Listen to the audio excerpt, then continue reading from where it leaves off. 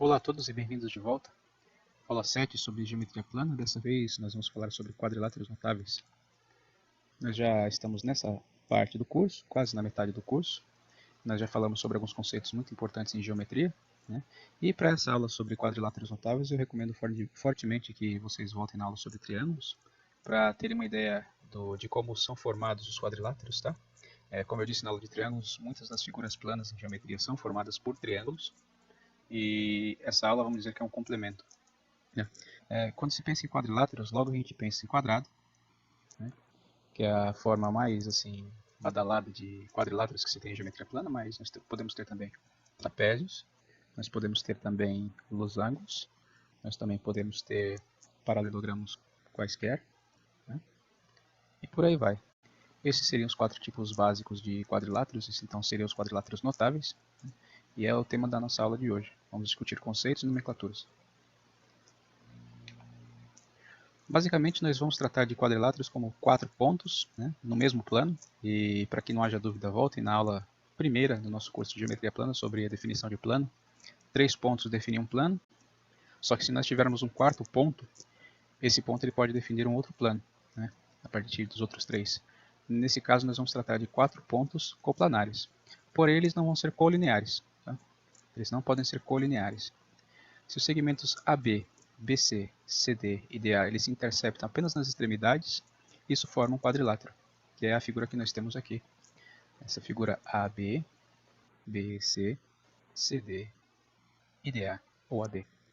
Isso daqui é um quadrilátero e ele é denominado quadrilátero convexo. No nosso curso nós vamos praticamente falar de quadriláteros convexos, né? Nós não vamos falar dos quadriláteros côncavos. O que seria um quadrilátero côncavo? Se eu parto, no caso do convexo, de um ponto e vou para outro ponto dentro do mesmo quadrilátero, eu não saio das fronteiras desse quadrilátero. Porém, se eu estou tratando de um quadrilátero côncavo, nesse caso eu tenho essa concavidade aqui, né? E ela permite que eu trace um segmento de reta que saia de dentro do quadrilátero, atravesse pelo seu exterior e volte à parte interior do quadrilátero. Isso seria denominado um quadrilátero côncavo. Esse não vai ser o escopo do nosso curso, tá? Nós não vamos tratar de quadriláteros côncavos, mas sim só de quadriláteros convexos. O quadrilátero ele tem necessariamente duas diagonais, né, cruzando os vértices opostos. Né? Isso é uma propriedade muito importante. E eles também têm uma segunda propriedade muito importante, que é a soma de todos os ângulos internos do quadrilátero dá 360 graus, bem como a soma de todos os ângulos externos, que também resulta em 360 graus. Vamos para a primeira definição de que seria um quadrilátero notável. O primeiro deles é o trapézio. O trapézio é um quadrilátero. Nós temos algumas definições aqui embaixo, vou destacar aqui nessa caixa aqui, né? O trapézio isósceles, que, como eu disse, é bom que vocês tenham visto a aula sobre triângulos para saber a nomenclatura dos triângulos também, mas nesse caso isósceles, porque ele tem dois lados aqui necessariamente congruentes. O lado AD e o lado CB, eles são congruentes, eles têm a mesma medida.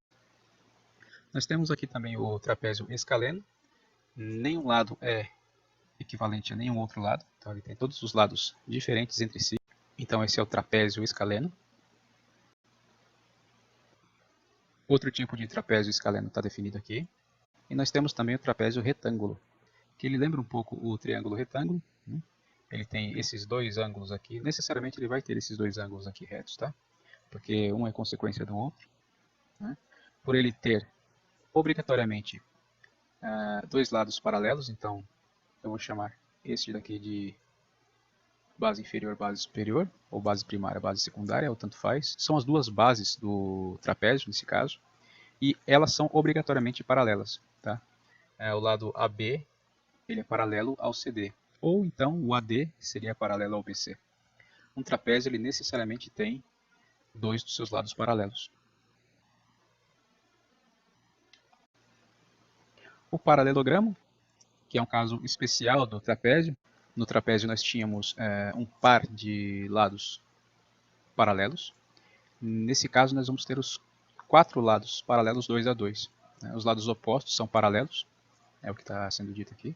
Então nós temos para o paralelogramo, nós temos os lados opostos paralelos. Tá? Nesse caso nós temos esse lado aqui, que seria o AB, paralelo ao CD. E nós vamos ter o lado BC paralelo ao AD. É o que está sendo dito aqui embaixo. Então nós temos o AB paralelo ao CD e nós temos o AD paralelo ao BC. Essa é a definição de paralelogramo. O retângulo ele seria já o caso específico do paralelogramo, né, que aqui nós também temos lados 2 a 2 tomados 2 a 2 paralelos. Só que, como é um caso específico, nós temos todos os ângulos internos do retângulo sendo ângulos retos. Por isso a nomenclatura de retângulo. Ele é um retângulo porque ele tem os quatro lados paralelos 2 a 2 e possui os quatro ângulos internos congruentes. Né? Nós temos aqui um dos ângulos, nós temos aqui um outro ângulo e assim vai. Nós temos os quatro ângulos internos congruentes. Além disso, nós temos tomados 2 a 2 o lado AD paralelo ao BC e também nós temos o lado CD paralelo ao AB. Então, essa é a definição de retângulo. Ele é um paralelogramo com todos os ângulos internos iguais a 90 graus, todos os ângulos retos.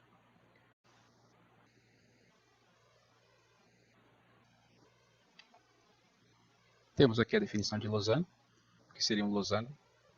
Ele é um quadrilátero plano convexo.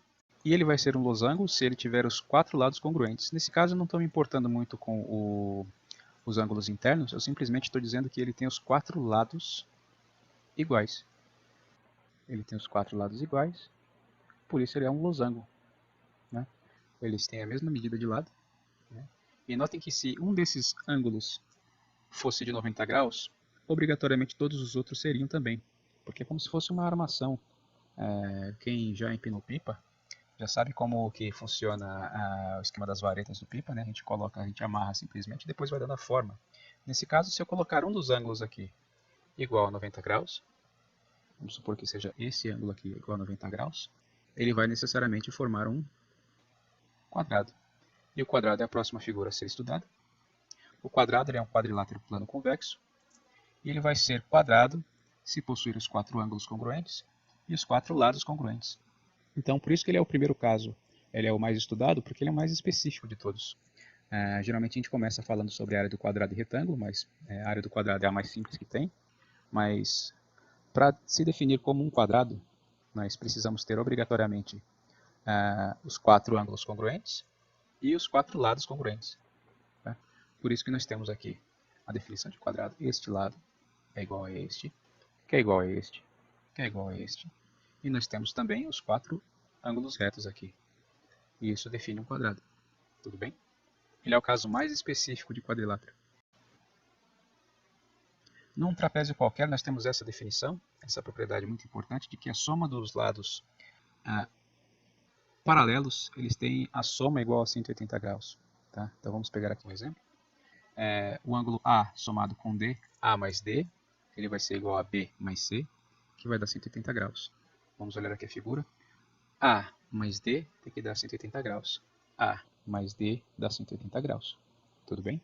Nós temos também que BC, B mais C, B mais C, também soma 180 graus. Será que vocês lembram de onde que vem essa propriedade? Nós tivemos na aula sobre paralelismo uma breve introdução do que seriam ângulos alternos internos, colaterais e por aí vai. Imaginem que nós temos aqui um feixe de paralelas. Nesse caso nós temos um par de paralelas aqui e aqui.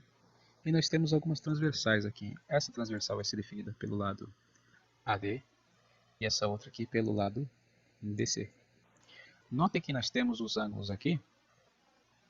Este ângulo aqui, por exemplo, ele pode ser a mesma coisa que esse ângulo aqui. Correto? Eles são alternos internos. Eles são alternos internos. Então, esse ângulo aqui ele é o próprio A, que está ali em cima, e esse aqui ele é o próprio D, que está aqui embaixo. Certo? Notem que A mais D dá 180 graus. Ele dá toda essa voltinha aqui, e, portanto, ele dá 180 graus. Então, nós concluímos que isso aqui é verdadeiro. Vamos ver para o outro. Temos o outro ali, nós temos o ângulo B. aqui, né, que ele já tem uma medida diferente. O ângulo B, ele também vai ter a sua representação aqui como ângulo B, né, porque é um alterno interno, dadas essas duas paralelas em vermelho. Nós temos aqui o ângulo C. O ângulo C está aqui. Notem que se eu somar B com C aqui, os dois ângulos aqui somados, eles me somam 180 graus também. Então nós temos 180 graus aqui, por isso que essa condição também é verdadeira. Tá? Essa é uma condição muito importante, é bom que vocês lembrem que sempre quando nós tivermos um trapézio, né, nós vamos ter essa propriedade. Tendo as duas bases ali, a base menor e a base maior, um dos lados aqui, um dos lados oblíquos aqui do trapézio, nós vamos ter a soma desses lados aqui nos vértices, a soma desses dois, 180 graus, e a soma desses dois, 180 graus. Nós temos aqui uma propriedade muito importante, que os ângulos de cada base de um trapézio isósceles são congruentes. Isso é provado da seguinte maneira: nós temos dois triângulos aqui, se nós formos projetar esses dois pontos aqui, A e B, sobre a base menor CD, nós encontraríamos esses dois outros pontos aqui, A' e B', né? E obrigatoriamente essas projeções aqui, eu recomendo que vocês voltem na aula sobre perpendicularidade, né? Foi a aula anterior a esta. Vocês vão ver que esses pontos projetados aqui a 90 graus, eles vão formar triângulos, e esses triângulos aqui, eles têm a característica de congruência entre si. Esse triângulo aqui, o ADA' vai ser congruente a este aqui. Por quê? Porque eles compartilham esse lado aqui, que é a altura em comum, certo? Isso aqui vai ser uma altura em comum, ok? Eles compartilham esse ângulo aqui, que é de 90 graus, né, que eu tenho a mesma coisa aqui. E eles compartilham um lado igual aqui, que vem da definição do trapézio isósceles, que ele tem dois lados não paralelos iguais. Nós temos que esses dois triângulos aqui, eles são congruentes. Por isso, esse ângulo aqui e esse ângulo aqui, eles vão ser necessariamente iguais. Por isso que os ângulos de cada base de um trapézio isósceles são congruentes. Tá? Por consequência, esse ângulo aqui, ele também vai ser congruente a esse. Então, nós temos que ângulo A é congruente ao ângulo B, no caso do trapézio isósceles. E também nós temos que C é congruente a D. Recapitulando, este ângulo aqui, ele é igual a este, certo? E este ângulo aqui de baixo, esse ângulo aqui de baixo, ele é igual a esse. Nós temos aqui no paralelogramo que dois ângulos opostos quaisquer são congruentes. Essa é a propriedade que nós temos dos paralelogramos. Então, só para exemplificar aqui, nós temos que esse ângulo aqui, A, ele vai ser igual ao oposto C. E nós vamos ter também esse ângulo D congruente a esse ângulo bem aqui de baixo. Né? Uma definição importantíssima de paralelogramos é que as duas diagonais elas se dividem ao meio. Então nós temos que em todo paralelogramo as diagonais se interceptam nos respectivos pontos médios. Isso vai significar o seguinte: nós temos aqui uma diagonal AC, e se eu traçar a segunda diagonal neste paralelogramo, nós vamos obter um cruzamento entre pontos médios. Tá? Isso é provado também por congruência de triângulos. Nós conseguimos provar que as duas diagonais elas se cortam ao meio, né, e vão formar esse ponto M. Esse ponto M vai ser o ponto médio do cruzamento entre as duas diagonais do paralelogramo.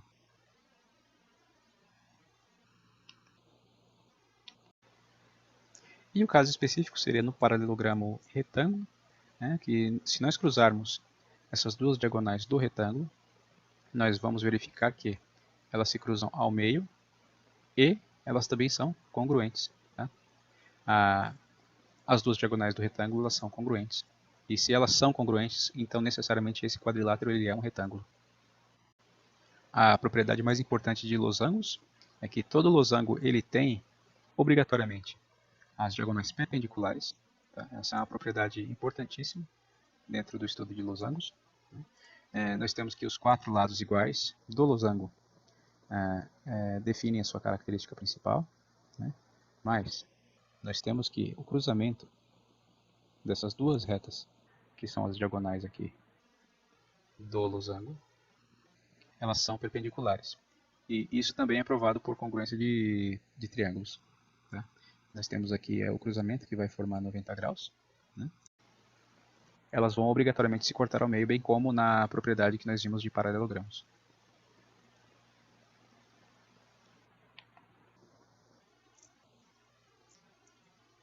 E o caso mais específico ainda seria do quadrado, que tem as diagonais congruentes e perpendiculares, que isso daqui agrega as duas características que eu demonstrei sobre paralelogramos e sobre losangos, porque o quadrado ele não deixa de ser um losango também, ele é um caso específico do losango.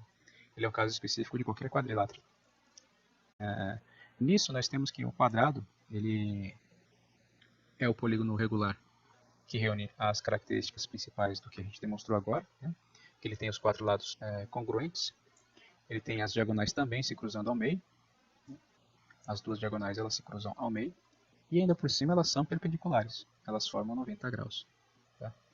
Essa aqui é a característica mais importante, que junta todas as outras características que eu demonstrei dos outros quadriláteros. Tá? E aqui está um quadro resumo sobre as propriedades do retângulo, do losango e do quadrado. Né? Se fosse para vocês recordarem uma coisa dentro dessa aula, a coisa mais importante seria essa caixa aqui em vermelho. Né? Então vamos ponto a ponto. Nós temos que, em resumo, se um quadrilátero ele é convexo, se ele tem as diagonais que se cortam ao meio, então ele é um paralelogramo. Se ele tem as diagonais que se cortam no meio e são congruentes, ele é um retângulo.